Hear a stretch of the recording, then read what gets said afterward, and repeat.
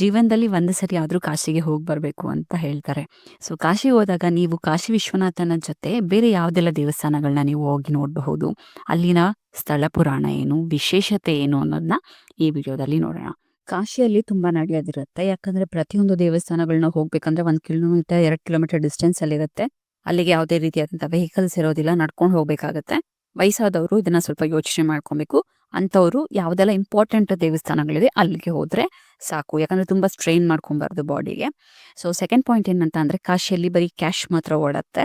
So ಸ್ವಲ್ಪ ಕ್ಯಾಶ್ನ ತಗೊಂಡು ಹೋಗಿ. ಫೋನ್ ಪೇ ಎಲ್ಲ ತೀರಾ ಕಡಿಮೆ. ಕಾಶಿಯಲ್ಲಿ ಸುಮಾರು ಸಣ್ಣ ಸಣ್ಣ ಗಲ್ಲಿಗಳಿದೆ. ಸೊ ಅಲ್ಲಿ ನಾವು ಓಡಾಡ್ಬೇಕು ಅಂತಂದ್ರೆ ಕಷ್ಟ ಆಗುತ್ತೆ ಅಂತ ಕಾಶಿಗೆ ಅಂತಾನೆ ಡಿಸೈನ್ ಮಾಡಿರುವಂತಹ ಎಲೆಕ್ಟ್ರಿಕ್ ಆಟೋಸ್ ಇದೆ. ಅದರಲ್ಲಿ ನಾವು ಟ್ರಾವೆಲ್ ಮಾಡ್ಕೊಬೋದು. ನಾವು ಫಸ್ಟ್ ಅವ್ರ ಹತ್ರ ಪ್ಯಾಕೇಜ್ನ ನಾವು ಮಾತಾಡ್ಕೊಬೇಕಾಗತ್ತೆ. ಯಾವೆಲ್ಲ ದೇವಸ್ಥಾನಕ್ಕೆ ಹೋಗ್ಬೇಕು ಅನ್ನೋದು ಕ್ಲಿಯರ್ ಕಟ್ ಆಗಿ ಮಾತಾಡ್ಕೊಬೇಕು. ಯಾಕಂದ್ರೆ ಕೆಲವೊಂದ್ಸರಿ ಏನ್ ಮಾಡ್ತಾರೆ ಅಂತ ಅಂದ್ರೆ ನಮಗೆ ಹೇಳೋ ಪ್ಯಾಕೇಜೇ ಬೇರೆ, ಮತ್ತು ಅಲ್ಲಿಯ ದೇವಸ್ಥಾನಕ್ಕೆ ಕರ್ಕೊಂಡೇ ಹೋಗೋದಿಲ್ಲ. ಸೊ ಆ ಥರ ಆಗಬಾರ್ದು. ಅದಕ್ಕೆ ನೀವೇನಾದರೂ ಹೋಗ್ತಾ ಇದ್ದೀರಾ ಅಂತ ಅಂದರೆ ಯಾವುದೆಲ್ಲ ದೇವಸ್ಥಾನ ಅನ್ನೋದನ್ನ ಲಿಸ್ಟ್ ಮಾಡಿಕೊಂಡು ನೀವು ಅವರಿಗೆ ಹೇಳಿ. ಅದರ ಅಕಾರ್ಡಿಂಗಿ ಪ್ರೈಸ್ ಇರುತ್ತೆ.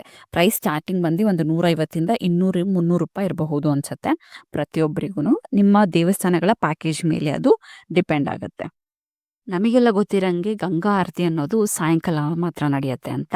ಅದು ಶಾಶ್ವಮೇಧ ಘಾಟಲ್ಲಿ. ಆದರೆ ಬೆಳಗಿನ ಜಾವನೂ ಕೂಡ ಈ ಗಂಗಾ ಆರತಿ ಮಾಡ್ತಾರೆ.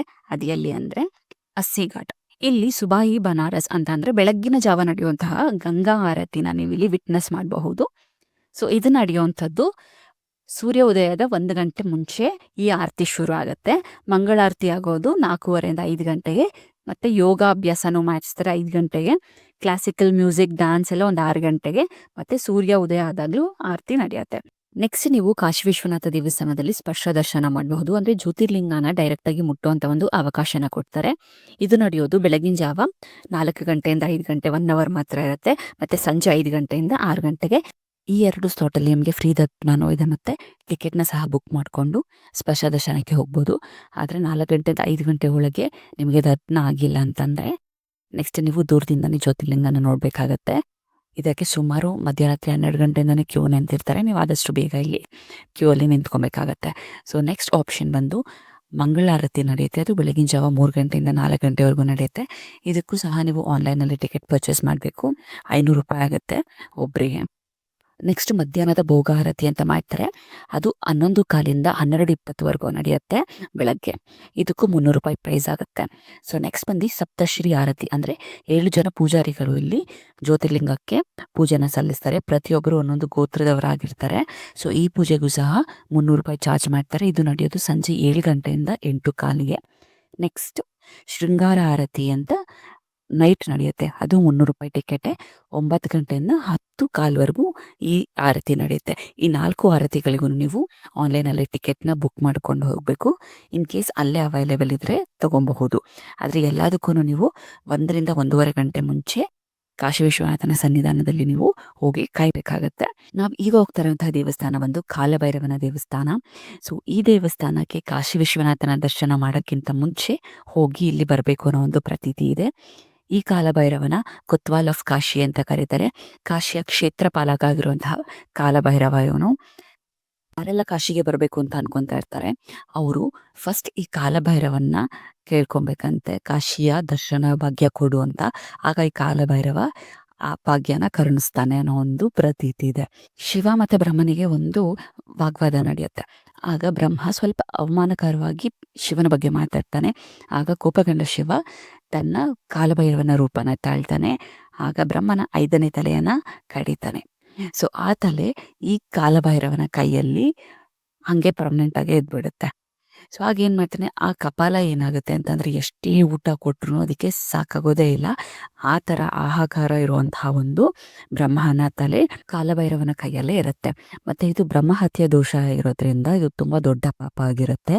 ಸೊ ಸುಮಾರಷ್ಟು ಜಾಗಗಳಲ್ಲಿ ಕಾಲಭೈರವ ಸುತ್ತಾಡಿ ಮೋಕ್ಷನ ಪಡೆಯೋದಕ್ಕೆ ಪ್ರಯತ್ನಿಸ್ತಾನೆ.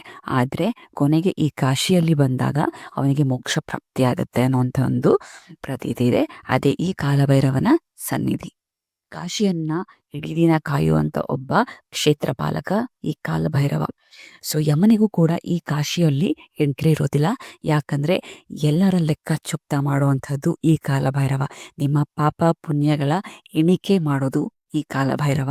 ಸೊ ನೀವೇನಾದ್ರೂ ತುಂಬಾ ಪಾಪ ಮಾಡಿದ್ದೀರಾ, ಮತ್ತೆ ಇನ್ನೊಬ್ರಿಗೆ ಕೆಟ್ಟದ್ದು ಬಯಸ್ತಾ ಇದ್ದೀರಾ, ಈ ಸನ್ನಿಧಾನಕ್ಕೆ ಹೋಗಿ ಇನ್ನೊಬ್ರಿಗೆ ಕೆಟ್ಟದಾಗ್ಲಿ ಆ ಥರ ಬಯಸ್ತಾ ಇದ್ದೀರಾ ಅಂತಂದ್ರೆ ನಿಮ್ಮ ಪಾಪ 30% ಇನ್ನ ಜಾಸ್ತಿ ಆಗುತ್ತೆ. ನಿಮ್ಗೆ ನರಕದಲ್ಲಿ ಇನ್ನ ತೀರಾ ನರಕ ಯಾತನೆ ಜಾಸ್ತಿ ಆಗುತ್ತೆ ಅನ್ನುವಂಥ ಒಂದು ಪ್ರತೀತಿ ಇದೆ. ಸೊ ನೀವು ಕಾಲಭೈರವನ ದೇವಸ್ಥಾನಕ್ಕೆ ಹೋದಾಗ ನಾವು ಮಾಡಿರೋ ಪಾಪಗಳನ್ನೆಲ್ಲ ಕ್ಷಮಿಸ್ಬಿಡು ಅಂತ ಕೇಳ್ಕೊಂಡು ಬರಬೇಕು.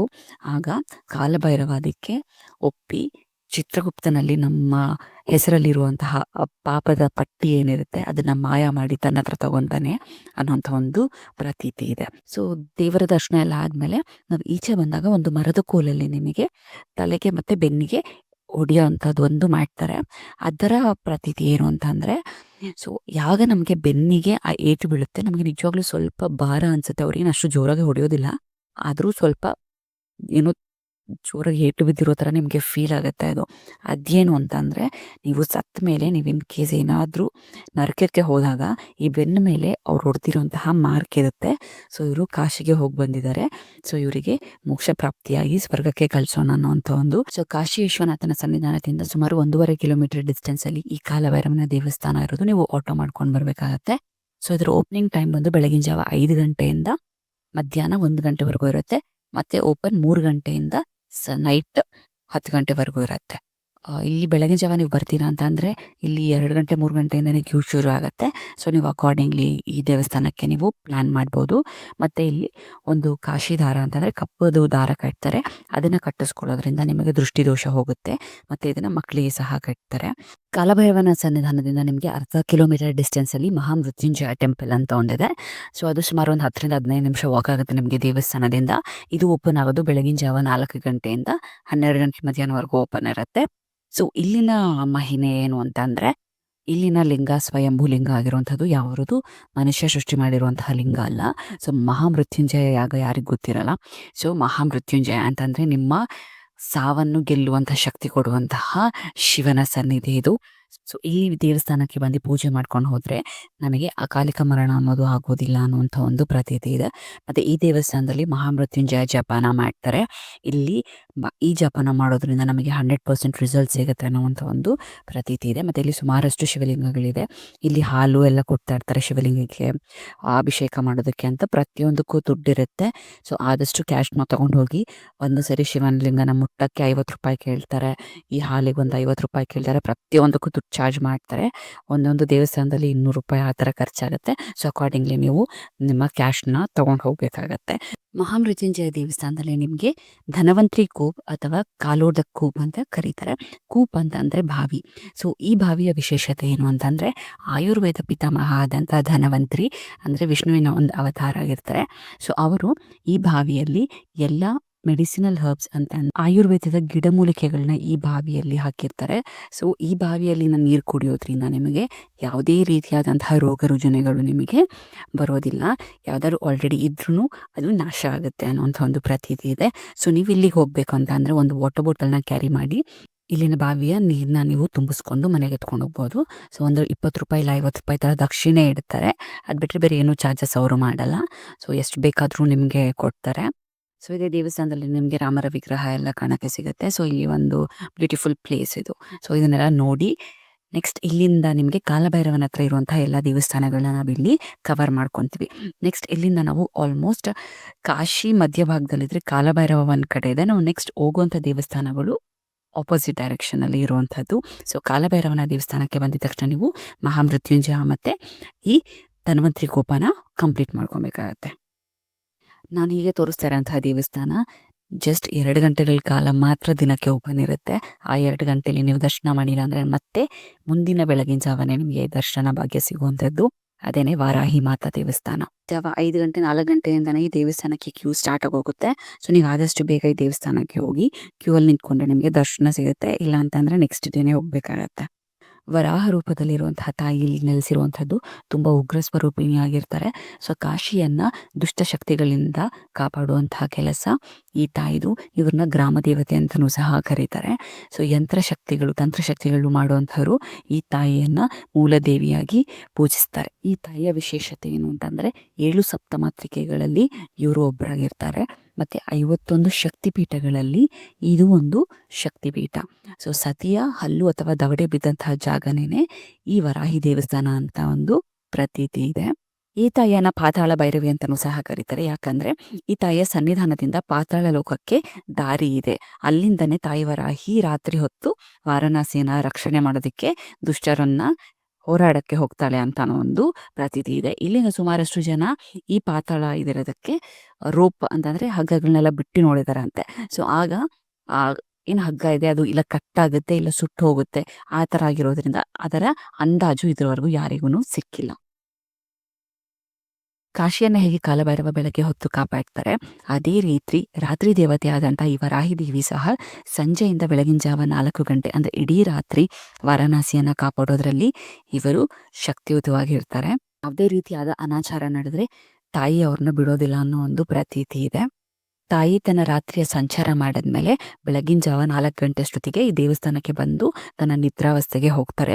ಆಗ ತಾನು ಶಾಂತ ಸ್ವರೂಪಿಣಿ ಆಗಿರುವಂತಹ ಸಮಯದಲ್ಲಿ ಅಂದರೆ ಬೆಳಗಿನ ಜಾವ 7:30 9:00ವರೆಗೂ ಅಷ್ಟೇ ಮಾತ್ರ ನಮಗೆ ಈ ತಾಯಿಯ ದರ್ಶನ ಮಾಡೋಕ್ಕೆ ಸಿಗುವಂಥದ್ದು.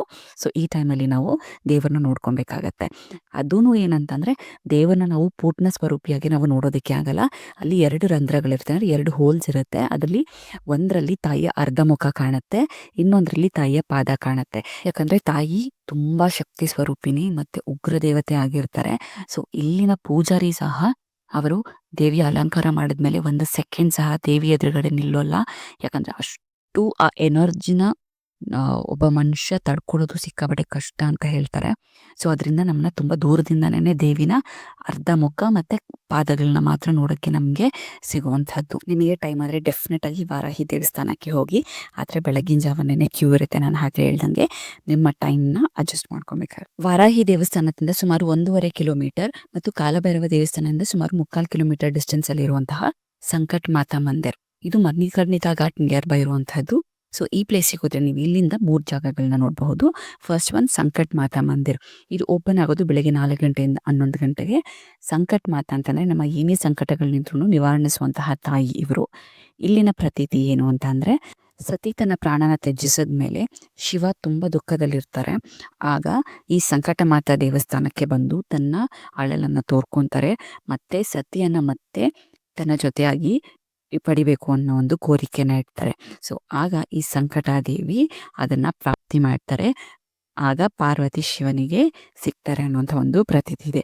ಅಂತ ಶಿವನಿಗೆ ಸಂಕಟನ ದೂರ ಮಾಡಿದಂಥ ತಾಯಿ ಈಗ ನಮಗೂ ಮಾಡಲಿ ಅಂತ ಇಲ್ಲಿ ಜನ ಕೇಳ್ಕೊಂಡು ಬರ್ತಾರೆ.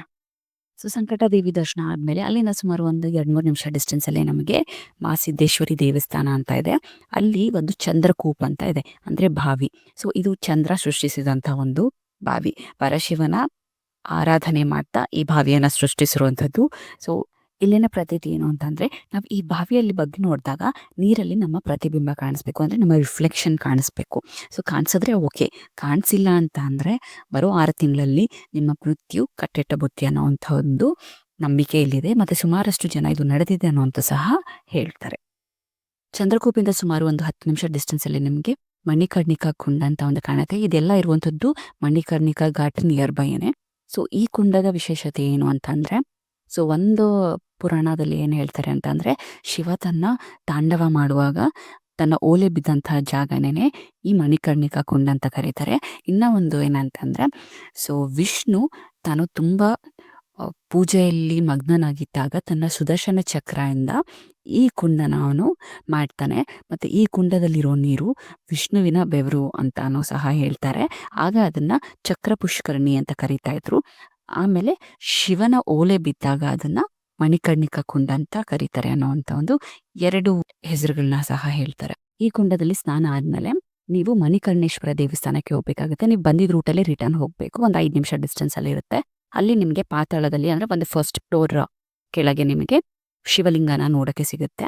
ಸೊ ಹೀಗೆ ಮಣಿಕರ್ಣಿಕಾ ಕುಂಡಲ್ಲಿ ಸ್ನಾನ ಮಾಡಿ ಮಣಿಕರ್ಣೇಶ್ವರನ ಸನ್ನಿಧಿಗೆ ಬಂದು ಅವನ ದರ್ಶನ ಮಾಡಿದ್ರೆ ನಿಮಗೆ ಮೋಕ್ಷ ಪ್ರಾಪ್ತಿಯಾಗುತ್ತೆ ಅನ್ನೋಂಥ ಒಂದು ನಂಬಿಕೆ ಇದು ಒಂದು ಸೈಕಲ್ ಅಂತ ಹೇಳ್ತಾರೆ. ಸೊ ಇಲ್ಲಿಗೆ ಪಾರ್ಟ್ 1 ಆಫ್ ದ ಟೆಂಪಲ್ಸ್ ಯಾವ್ದ್ಯಾವುದು ನಾನು ಹೇಳಬೇಕಂತ ಇದ್ನೋ ಅದನ್ನೆಲ್ಲ ಹೇಳಿ ಮುಗಿಸಿದ್ದೀನಿ. ಸೊ ನೆಕ್ಸ್ಟ್ ಪಾರ್ಟ್ 2 ಅಲ್ಲಿ ನಾವು ಕಾಶಿ ವಿಶ್ವನಾಥ ದೇವಸ್ಥಾನದಿಂದ ಸ್ಟಾರ್ಟ್ ಮಾಡ್ತೀವಿ. ಅಲ್ಲಿ ಸುಮಾರಷ್ಟು ದೇವಸ್ಥಾನಗಳಿದೆ, ಅದೆಲ್ಲ ಯಾವುದು ಅನ್ನೋಂಥದ್ದು ಸಹ ನಾವು ನೋಡೋಣ. ಮಿಸ್ ಮಾಡದೆ ನೋಡಿ, ಯಾಕಂದರೆ ಕಾಶಿಯಲ್ಲಿ ಸುಮಾರಷ್ಟು ದೇವಸ್ಥಾನಗಳಿಂದ ನಮ್ದು ಅಂದಾಜಿರೋದಿಲ್ಲ, ನಮ್ಮ ಟೈಮ್ ಅಡ್ಜಸ್ಟ್ ಆಗೋದಿಲ್ಲ. ಸೊ ನಾನು ಇಲ್ಲಿ ಕಂಪ್ಲೀಟಾಗಿ ನಿಮಗೆ ಟೈಮಿಂಗ್ ಡೀಟೇಲ್ಸ್, ಡಿಸ್ಟೆನ್ಸ್ ಡೀಟೇಲ್ಸ್ ಎಲ್ಲ ಕೊಡೋದ್ರಿಂದ ನಿಮಗೊಂದು ಕಂಪ್ಲೀಟ್ ಪ್ಲಾನಿಂಗ್ ಥರ ನೀವು ಮಾಡಿಕೊಂಡು ಹೋಗಬಹುದು. ಸೊ ಪಾರ್ಟ್ 2ಗೆ ವೆಯ್ಟ್ ಮಾಡಿ, ಪಾರ್ಟ್ 1ನ ಕಂಪ್ಲೀಟಾಗಿ ನೋಡಿ. Thank you.